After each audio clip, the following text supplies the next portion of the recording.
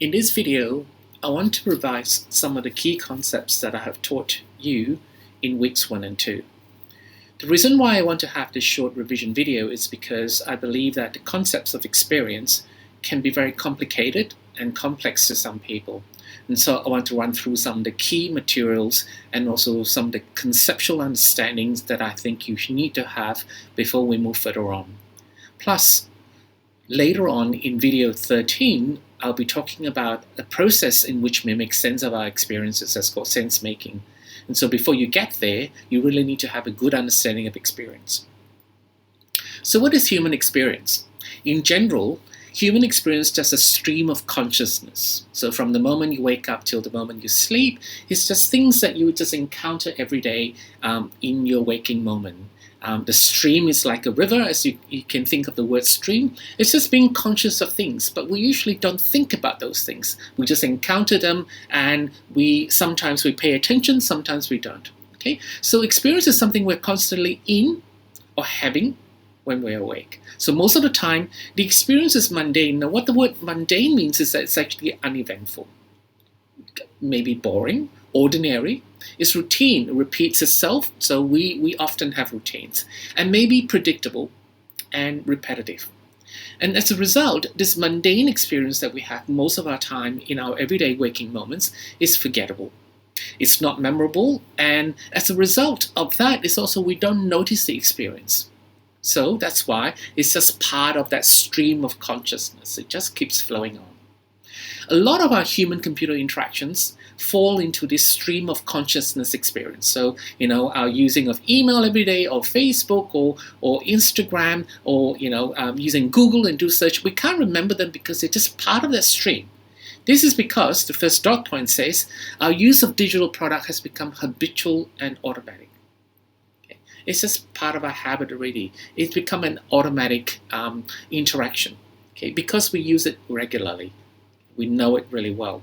Due to we have learned how to do workaround, okay, to allow us to use this technology regularly without needing to think about it, okay, or that the technology was carefully designed to be easy and intuitive to use, okay. But although they designed it to be easy and intuitive, it was not with any user experiences. It was merely just to make sure that it doesn't draw our attention to the interaction itself. It's worth reminding and actually putting a new point forward here is that most of the good user-centered design digital products are meant to not to draw our attention to the computer itself. It's meant to be what we call transparent. So this is not on the slide, but I think it's really important to mention that at this moment. Transparent means is that we don't notice it. We just do the task that it helps us to do. And so, for instance, a good tool like a hammer. Okay, the reason why we need a hammer is actually to drive the nail into a piece of wood. Okay, we don't notice a hammer, okay, because it works really well. However, if somehow the nail doesn't work, doesn't get driven down, then we have to look at, then we start paying attention to the hammer. Okay. Maybe a more elegant example for you would be looking at, we use Microsoft Word to write a document. We don't notice Microsoft Word. We just pay attention to the document, what we want to write, and what we're thinking and trying to express in that Word document itself. However, if suddenly we can't format something, then we are taken away from that document. Now our attention is actually focused on Word. How do I fix Word to make sure that it works? Okay, so that is no longer transparent. So transparent means you're able to get to and focus on the task that you want to do, okay, instead of the tool itself. And so when this happens, that's good user-centered design. It's easy, intuitive to use, there's no breakdown, then the user experience is usually just something that's forgettable. Okay, it's okay, it's satisfactory. Now, sometimes there is an experience that happens in this stream of consciousness. An experience is something that we remember. It has a beginning, a middle, and an end. And we can recount it, we can talk to friends about it, we can remember and talk and think about it. Okay? Human-computer interactions can be an experience when our interactions with technology draw our attention out of the stream of consciousness. When does this happen? Well, it's because the interaction results in something that's memorable and meaningful. So you're doing something and something happens that you go, oh, you suddenly notice that moment. You suddenly notice that interaction. Okay? Or more commonly, there was a breakdown. Okay? You're using something, you don't think about it, and all of a sudden something wrong happened. And it pulls out from your habitual action, which we become so familiar with, and suddenly you notice it. Okay? So an experience can be both positive, like the first instance, or a negative one when breakdown happens.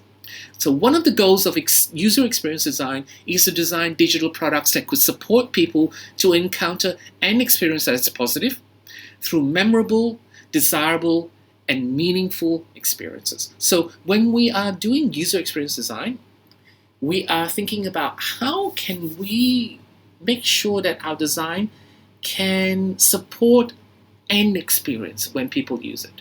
Not all the time, okay? So when it happens, okay, then it's memorable. So we got to be careful about when we do design, not about making everything an experience, but making sure that somewhere along the line that if we can design a really elegant experience for people that is memorable and meaningful. And you learn that throughout this semester in this subject, especially when you start doing the design project. So supporting memorable, desirable, or meaningful experiences arising from interactions with digital products. That's really the goal and the responsibility of a UX designer. Number one, what do we do when we want to do that?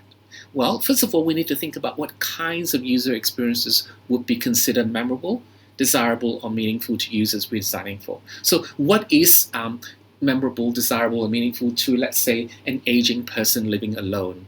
Okay, with kids that are with family members that are living far apart. What would be memorable, desirable, or meaningful to an international students who have just arrived in Australia in a time of COVID?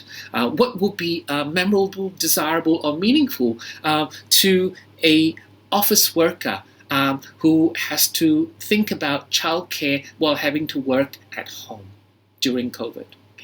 We need to also consider then if these kinds of user experiences are appropriate to the user, and also to the activity that we're trying to support, and to the context where this technology or the tool or the design that where it's going to be used under. Okay, so first of all, we think about, okay, so these are possible experiences that are meaningful, desirable, and memorable to this group of people, and then which one of these are appropriate for the context that it's going to be used, for the activity it's going to be used. So we're narrowing it down, okay? And further, we need to narrow it down to identify and to be specific about which then, is it surprise? Is it joy? Is it enchantment? Is it delight? Which one we want to support in our design process for this group of people to support this activity in the context of use. There may be more than one, but we need to decide and we need to argue why this is the one that we want to choose. It could be one or two. Okay.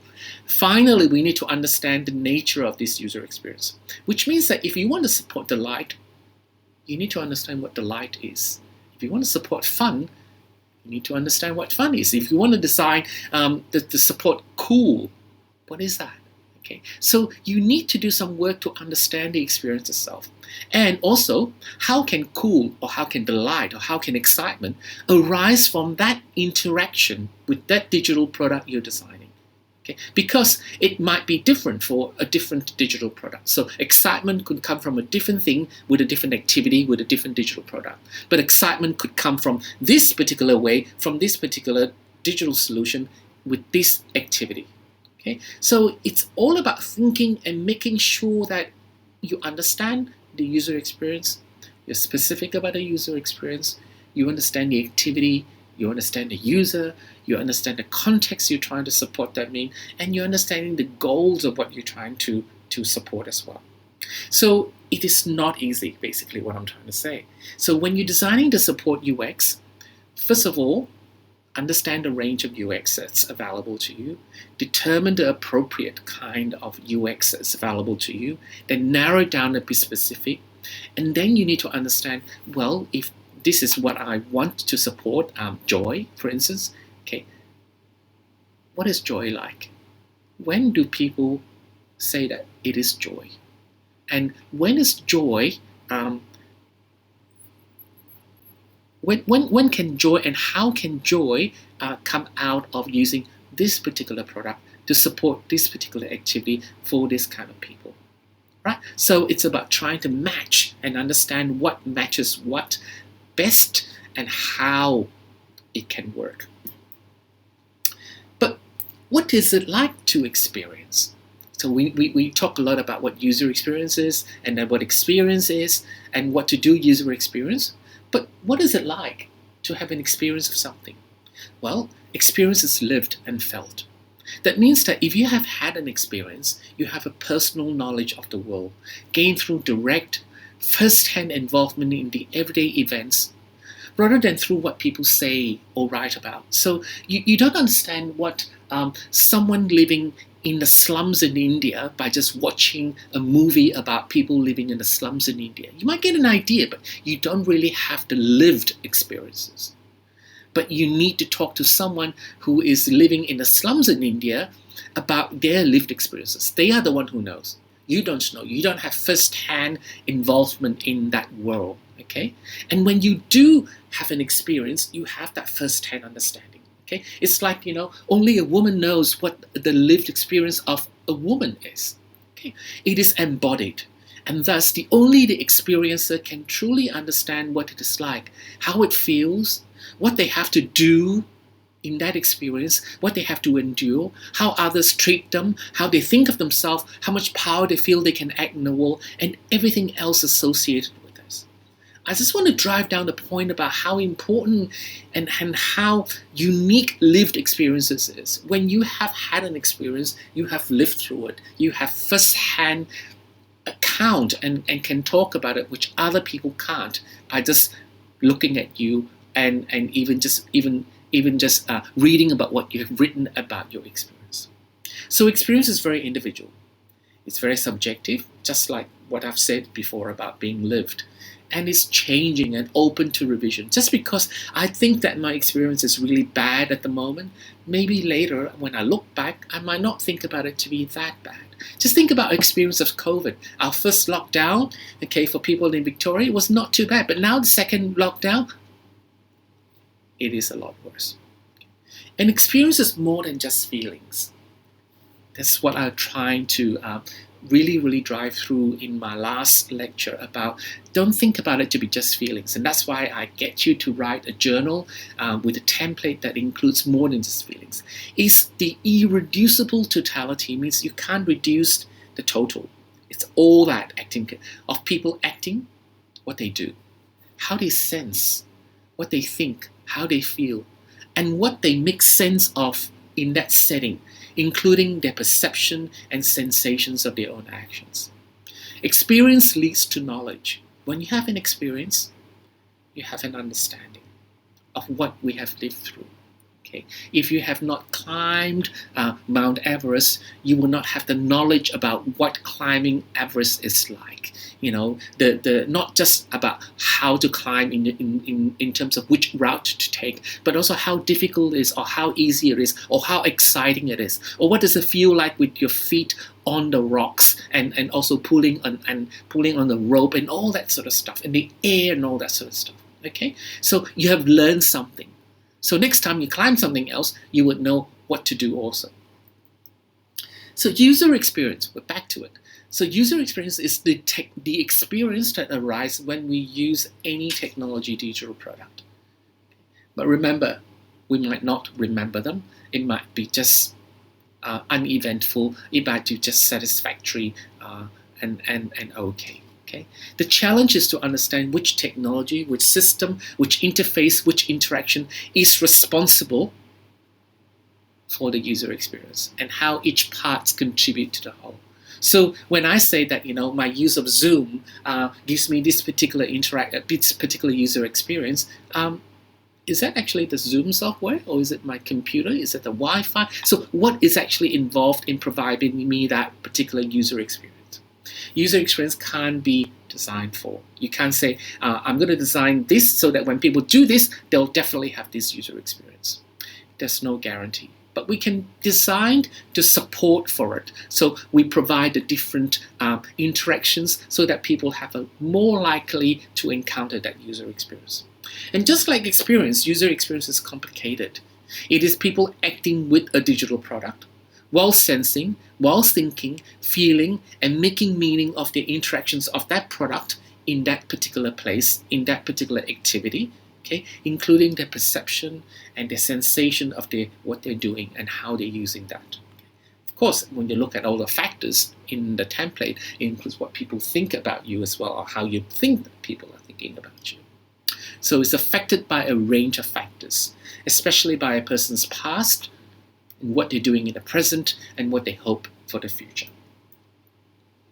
So I just want to remind you of this particular slide where we see that, the person's experience of interacting with, the user experience of interacting with the ATM includes the sensations, the feelings, the actions, the cognitive, and also how emotions, the feeling, drives the action and cognitive. Okay? I tell my class that, our feeling is really the engine that drives a lot of how we think and what we do. Okay? I'm not saying that feeling is the beginning, but feeling is actually most of the time what we think and what we do starts with how we feel about a situation. Okay? And then on top of that, the past and what we're doing at the moment and what we hope for the future affects this whole sensation, feelings, cognitive, and action. So I hope to finish off by then reminding you about what the difference between user-centered design and user experience design is. Okay? Remember, you learn user-centered design or an idea about what user-centered design is in fundamentals. And in user experience design, I'm teaching that to you in advance. Okay? User-centered design's main goal, you remember when you're learning fundamentals, is basically to design digital products that are usable and intuitive to use, to do no harm, so that people don't feel any pain or frustration when they use a product. That's it, okay? And it's achieved through good application of design principles and usability heuristics. Okay? User-centered design does not have an explicit user experience goal. So when you are working with user-centered design, you don't really need to think about, what is the user experience of this? Okay? Because the concept of user experience was not around when UCD began or created around the 80s itself. However, it just so happens, and luckily, that when we use products that are usable and intuitive to use, good user-centered design, we do have a user experience, and that user experience happens to be fine, okay, no frustration and no pain. Okay? It just so happens that the user experience of usable and intuitive products are often satisfaction. So user experience design then, I would say, is a much more recent extension of UCD. So if this is UCD, then UXD is actually a wrapping around it to make it a more recent extension of what UCD was. So besides designing products that are usable and intuitive to use, so UXD also have the goal of usable and intuitive to use. UXD now has also experiential goals, means goals that's to do with user experiences. So UXD would strive to find ways to design digital products that are not only usable and intuitive. Okay? So when we look at your product at the end of this semester, we must also see that your product is usable and intuitive to use. But we also want to see that you are able to support encounters with an experience that is positive, memorable, desirable. Okay? So I hope now you understand the difference between UCD and UXD.